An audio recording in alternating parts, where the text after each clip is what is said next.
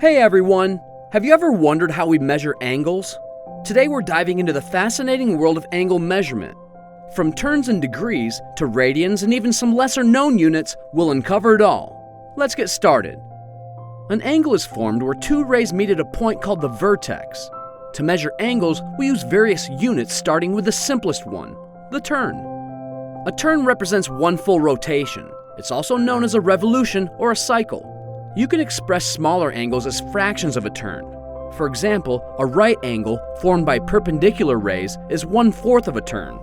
Next we have degrees. This is the most popular unit, where one full turn equals 360 degrees. Why 360?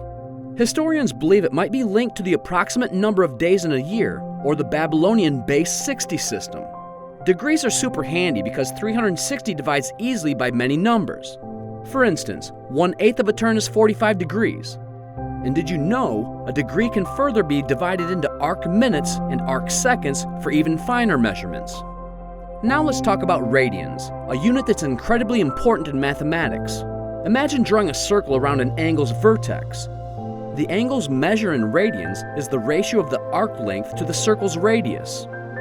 1 radian is the angle formed when the arc length equals the radius.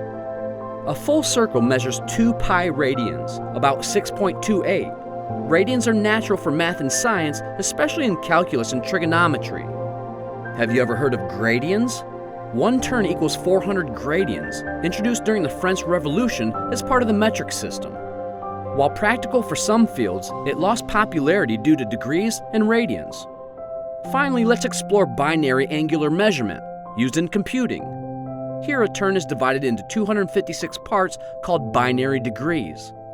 This system works seamlessly with digital devices and even helps avoid bugs like integer overflow. And there you have it. Angles are measured in turns, degrees, radians, and more, each with its unique purpose. Which unit do you find most interesting? Let me know in the comments below. And don't forget to like, share, and subscribe for more fun lessons.